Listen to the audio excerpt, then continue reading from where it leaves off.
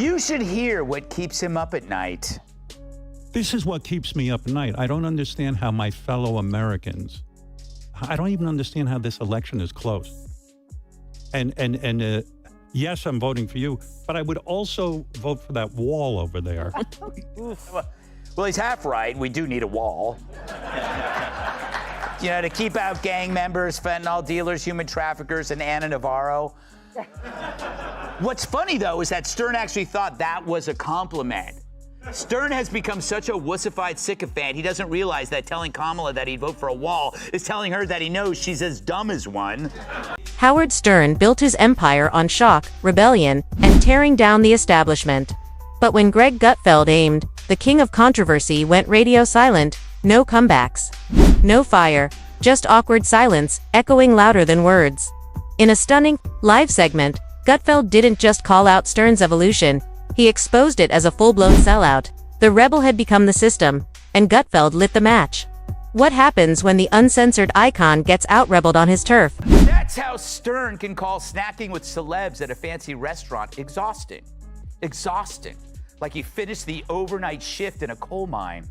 Or hearing Kat talk about her pets. Fair. But I get it, life is tough, especially when you've been cut off from the world for 2 years in a $20 million beach house. I mean, you have no idea how tiring it is walking all the way from the wine cellar to the tennis court and back. The recent clash between Greg Gutfeld and Howard Stern on live television was one of those moments. It wasn't just a war of words, it was a cultural collision. Two media giants from totally different planets collided, and only one of them walked away looking like he still belonged in the stratosphere.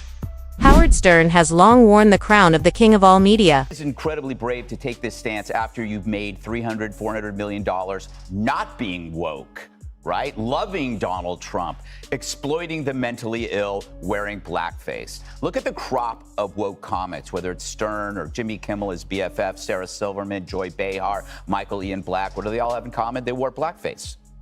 And then they went woke. It's not a chicken or egg thing there. You know what order it came. So I call this BFR. It's blackface reparations. There's nothing in Stern's previous career that could withstand this modern witch hunt that he now embraces. So this is a form of restitution. Maybe he says, you know, if I'm woke too, the crocodile will eat me last. But they always do eat. But I get it. He flipped from populist to elitist because now he's with elitists. Enjoying this video? Please make sure to subscribe to the channel and hit the bell icon. Once a pioneer of shock radio, he made a name and an empire out of doing the things no one else dared.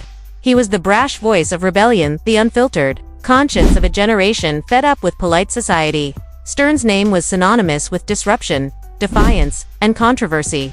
You either loved him or hated him, but you couldn't ignore him. But here's the thing about being a rebel king: stay on the throne too long, and the edge starts to dull. Over the years, Stern has undergone a slow, curious transformation. I will say this, Dagan. I thank God for Howard Stern because he does make me feel normal by comparison. Because I'm like the Fox recluse. I don't do anything. I don't go anywhere. But he makes me look like, you know, Pete Davidson on a... Yeah, he's a germaphobe. Like, his wife rescues cats. That's her job, apparently, her thing. But you can get toxoplasmosis. That's and true. Cryptosporidiosis. AIDS. And no, you can't. No, but you can't get. No, you can't. But you can get. I mean, what are the chances I get that again? Like a lot of diarrhea related. I will say this, Dan. I thank God for Howard Stern, because he does make me feel normal by comparison. I'm like the Fox recluse. I don't do anything. I don't go anywhere, but he makes me look like, you know, Pete Davidson on a bender. Yeah, he's a germaphobe. His wife rescues cats. That's her job. Apparently, her thing. But you can get toxoplasmosis, cryptosporidios. No, you can't. But you can get, what are the chances I get that again? Like, a lot of diarrhea-related stuff. From a brash outsider to a soft-spoken celebrity interviewer rubbing shoulders with Hollywood's elite, the Howard Stern of today often feels more like a polished talk show host than the volcanic force he once was. And that's where Greg Gutfeld saw an opening, a glaring, vulnerable crack in the armor. Gutfeld, for all his critics, has mastered the art of televised confrontation. The man is part political commentator, part late-night jester, and part cultural demolition expert. He doesn't just argue, he dissects, ridicules, and exposes. With his nightly show blending sarcasm, satire, and stinging commentary, Gutfeld has built his empire by targeting sacred cows and igniting fires where others fear to tread. So when Stern popped up in one of Gutfeld's segments casually, then suddenly not so casually, the stage was set. What began as a brief mention turned into a focused, almost surgical takedown. Gutfeld didn't just question Stern's transformation, he dismantled it. He challenged the entire trajectory of Stern's evolution, mocking the man who once thrived on chaos for now, preaching conformity from his penthouse studio. On his radio show, Howard Stern defended wokeism, saying it's a compliment when someone calls him woke. Listen. If woke means I can't get behind Trump, which is what I think it means, or that I support people who want to be transgender, or I'm for the vaccine, dude. This wasn't some offhand jab. Gutfeld leaned in hard. He framed Stern not as a legend, but as a cautionary tale. The message was clear. Howard Stern, once a fearless iconoclast, had become exactly what he used to rage against. In Gut world, that's the cardinal sin: selling out, toning down, becoming part of the very machine you once fought to destroy. There was no need for shouting. Gutfeld didn't raise his voice or froth at the mouth. Instead, he sliced with precision the way a surgeon handles a scalpel. He compared the old Stern, the wild-haired, reckless truth bomber, who terrified censors and mocked elites, with the new, meticulously groomed Stern, who now cozied up to celebrities he once shredded. It was a quiet gutting, a brutal unraveling, of a legacy carefully built on rebellion, but now teetering on respectability. The absurdity practically wrote itself. Here was the man who built an empire, mocking phoniness, now wearing the very mask he used to tear off others. Gutfeld didn't even have to exaggerate. All he had to do was describe the transformation. The symbolism was devastating. The jock, who once spat on the red carpet, had now rolled it out for himself. But Stern being holed up in his house, Stern being holed up in his house that long, it explains a lot of things, like how you forget how other people live, especially in hard times like a pandemic. For the longest time, 2 years in fact, the same time Stern's been AWOL, I wondered where he went. Not physically, but mentally. I bet you did too. Remember his screeds about COVID? They were epic and angry, and not to mention wrong. When are we going to stop putting up with the idiots in this country and just say, it's mandatory to get vaccinated? F them, f their freedom. I want my. Stern built his legacy in a time when breaking the rules meant getting fined by the FCC, banned from networks, and screamed at by sponsors. But that very resistance made him powerful. Gutfeld, on the other hand, came up in an era where cancel culture, outrage mobs, and social media takedowns were the new form of censorship. He learned to fight with sarcasm instead of swear words, ridicule instead of shock value. In many ways, the Gutfeld-Stern showdown wasn't just a battle of personalities, it was a clash between two eras of media. Gutfeld embodies the modern digital insurgency, slick, sarcastic, meme-ready rebellion that thrives on calling out hypocrisy in 30-second viral bursts. And the audience, they saw it all unfold like a courtroom drama with no judge, just two gladiators and a million viewers, waiting to declare a winner. What really stung for Stern was how easily Gutfeld pulled back the curtain. He didn't attack Stern's past, he praised it. The insult was in the comparison. Watch them on Saturday Night Live with the where they have Maya Rudolph playing you. Mm-hmm. I hate it.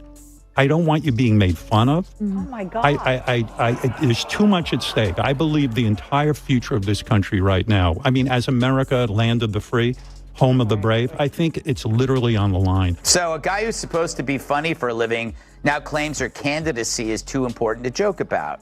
This is a guy who once joked right after the Columbine massacre that the killers should have raped the students before killing them. Ugh. Not that I like that Stern, but this pendulum swing from saying the most tasteless thing in the universe to putting your balls in a Tic Tac container.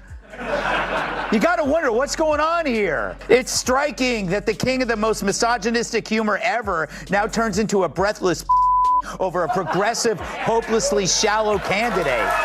Old Stern, Gutfeld implied, would have torn apart the sanitized version that now showed up on satellite radio and late-night talk shows in a designer hoodie. That old Stern wouldn't have recognized the man who now waxed philosophical with Hollywood elites or played softball interviews with Alisters like he was on a charity telethon. To Gutfeld, Stern had gone from cultural sniper to media monk muzzled, manicured, and all too comfortable with the very system he once burned down. And once that image stuck, there was no unseeing it. The aftermath was instant. Social media lit up with clips, commentary, and reactions from every possible corner of the internet. The clip had gone viral not because of some outrageous statement, but because Gutfeld had said what a lot of former Stern fans had been thinking for years but never said out loud. It raised bigger questions too. Can anyone truly remain a rebel forever? Happy Friday, America! Oh man, tonight is a special night. It's Feminine Friday, where all the panelists are women. Tonight we have Kennedy. Yeah! David McDowell. Pat Tim. And Janine Garofalo. All right. A long way for a meat joke. Okay, I hope you had a good week. I did, and no thanks to Howard Stern. True, the New York Post reported that Stern hit a chic restaurant in NYC with a crew of A-listers, including Jimmy Kimmel, Jennifer Aniston, Jon Hamm, Justin Theroux, Jason Bateman. I was not invited. Is it inevitable that every firebrand becomes part of the establishment they once despised? Or worse, do they all eventually start defending that establishment once their seat at the table is secure? Gutfeld seemed to argue that the problem wasn't that Stern had changed, was how he changed, not through a genuine ideological shift, but through calculated self-preservation. The man who once claimed to fear nothing now seemed afraid of offending anyone. The one who mocked celebrity culture now appeared obsessed with being accepted by it, and in Gutfeld's view, that kind of transformation isn't growth, it's surrender. Ironically, Stern's silence in the immediate aftermath only made things worse. The man who once thrived on confrontation, who built an entire career out of eviscerating critics with lightning-fast comebacks, suddenly disappeared. It gave the impression, fair or not, that Stern had nothing left in the tank, that he'd been caught off guard, and maybe, deep down, even agreed with the criticism. Stern got even more pathetic, wondering how she doesn't nap. When you said you don't nap, I get it, because like what you've taken on is extraordinarily difficult. And I mean, do you feel the pressure of the moment in the sense that, like when I met you out in the hall, I said, I'm really nervous because I want this to go well for you. I want it to go well for the country. Hold on. I need a minute. Viewers who once admired his fire were left wondering where that edge had gone. It wasn't just that he didn't respond, it's that he couldn't. Gutfeld threw a punch. And Stern didn't even flinch, not in defiance, but in confusion. In an industry built on reaction and narrative control, Stern's failure to respond wasn't just a missed opportunity, it felt like quiet confirmation. Meanwhile, Gutfeld continued almost smugly. Like a man who knew he had thrown a punch that landed, he didn't gloat, but he didn't need to. The internet was doing it for him.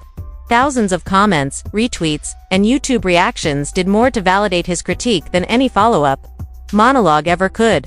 What made it all the more fascinating was that Gutfeld wasn't attacking a random celebrity, he was aiming at someone who once defined the very act of attacking others. Howard Stern had built a career on targeting hypocrisy, ego, and phoniness.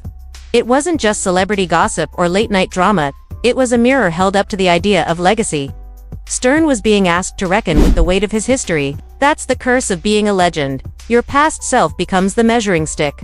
And if you fall short, no one's more brutal than your former fans. This definition of woke, it's if you call someone a know-it-all, you're not complimenting them on the breadth of their knowledge. Yeah. You're saying you don't know as much as you think you know. So yeah, woke doesn't have anything to do with vaccines. What it really means is sort of a slavish devotion to left-wing ideology and then repeating it so you can get social credit. Right. That's really what it means. Yeah. It doesn't mean that you're smarter than anybody. And he had said in another part of this set, because I believe in the science. Well, if you believed in the science, you wouldn't be hiding out like Howard Hughes in your mansion. I always hate that argument, like, what happened to the old Stern, or what people have changed. That's not what this is about. It's a weird disconnect. Well, he hasn't changed. No. People have been calling him insane for 40 years. Yeah, that just used to be, this guy's nuts. And now they're like, oh, we're worried about Howard. He needs help. But I'll tell you though, I'm a little sympathetic because what you said is correct, but I'm also a germaphobe. Yeah. And, you know, I just have a smaller apartment. Yeah. So it's like That the king of the most misogynistic humor ever now turns into a breathless over a progressive, hopelessly shallow candidate.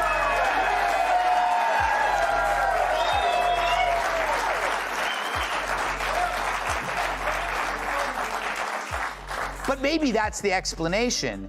This is Stern's self-imposed penance for subjugating women to demoralizing stunts, capitalizing on desperate females thirsting for attention, even if it's from an oily paddle striking their bare asses. Whether or not that's fair isn't the point. In media, perception is reality. The question now is, what happens next? Does Stern reclaim his edge and prove the critics wrong? Or does he continue down the polished, professional path that makes him more palatable but less powerful? And does Gutfeld, now clearly unafraid to punch up, become the new face of unfiltered commentary in a world desperate for it? One thing's for sure, the torch has been passed, or maybe it was snatched. Either way, the showdown between Gutfeld and Howard Stern wasn't just a media moment, it was a cultural shift, a generational handoff. A public reckoning for a man who once was the reckoning. And whether you love or hate either of them, you felt it. You knew something had changed, because that's what happens when a king gets called out by the court jester.